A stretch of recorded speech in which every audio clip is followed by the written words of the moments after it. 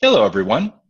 I'm Reverend Richard Miner. I am the Graduate Engagement Officer here at One Spirit Learning Alliance in New York City. And it is my great pleasure today to be here with three of our deans. I'm here with Reverend DeShannon Barnes-Bowens, Reverend Eileen Fisher, and Reverend Leslie Reambeault.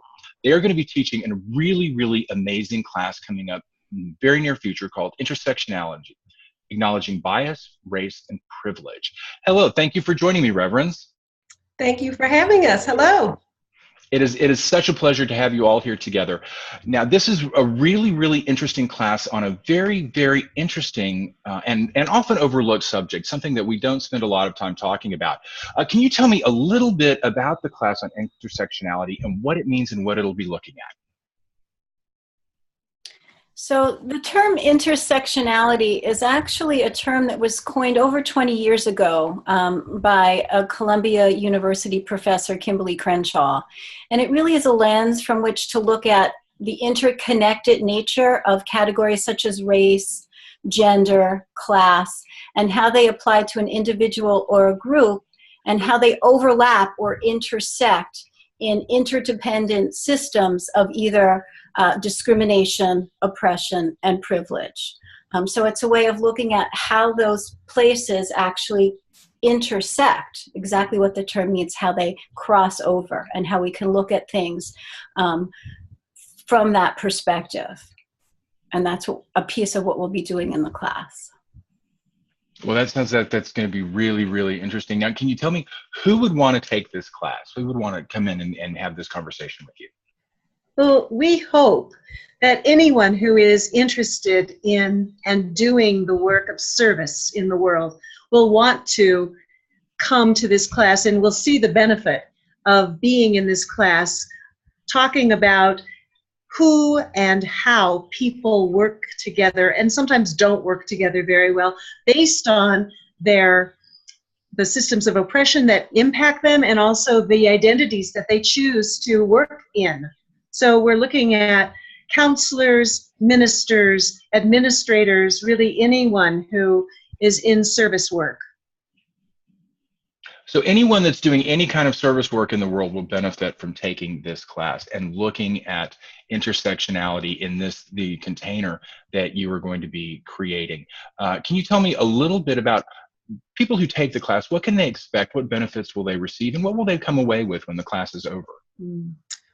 Well, some of the benefits that folks can receive is, one, knowing that they actually had the courage to do the work. I know that may sound like a small thing to some, but when we're looking at issues of bias, privilege, oppression, whether it's centering around race, gender, sexual orientation, or religion, a lot of times people shy away from these topics and really looking at this because they think it's too hard.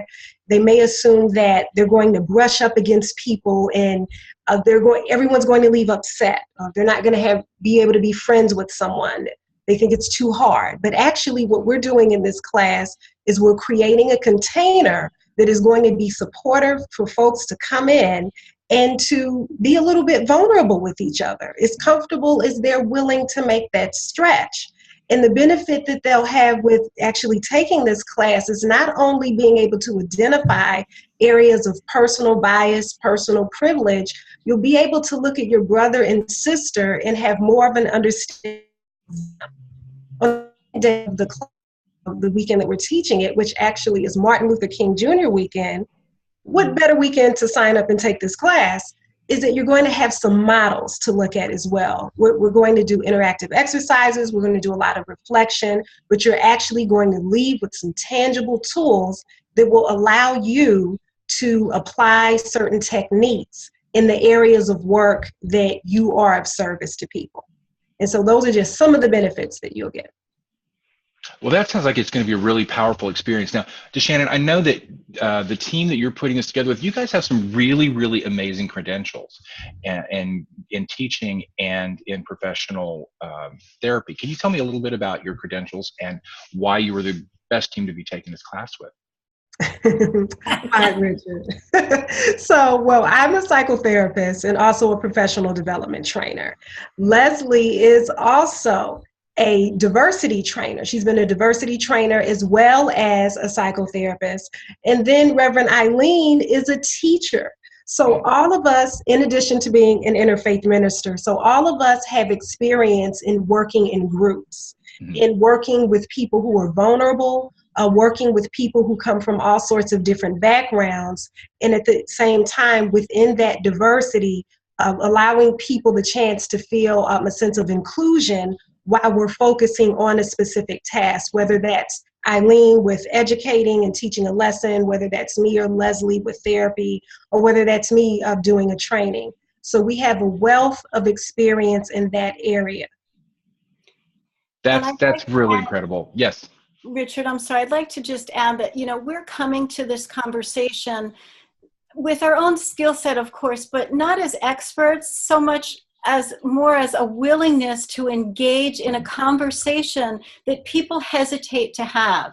And the three of us have found that it's crucial to moving forward in our work of service to be able to have these uncomfortable conversations, to unpack those places of bias, to look at those places of privilege, so that we can show up in the world in true good service to others. And that's why we're here, and that's the invitation for anyone who's looking at this course. Come join a courageous conversation. That sounds wonderful. And I would like to applaud all of you for having the courage to put this class together and to offer it. I think that is really just a wonderful, wonderful testament to your devotion and dedication to doing really important work in the world and for supporting the One Spirit community as well. Now, this class is going to be coming up on Saturday and Sunday. It's going to be January 13th and 14th. From 9:30 a.m. to 5 p.m. It's going to be available in person in class in New York at One Spirit. It's also going to be available on video conference via Zoom, and it will also be available as a recording if you're unable to attend the exact days of the class. It's going to be an amazing experience. It's going to be a challenging conversation, but it's going to be something really, really valuable and important to have. Does anyone have any other closing thoughts they'd like to leave us with? No? Well, ladies, thank you so very much, Reverends, for joining us and for taking the time to explain this. I know it's going to be an amazing, amazing experience, and I will look forward to seeing all of you at One Spirit. Thank you, Richard. Thank you, Richard.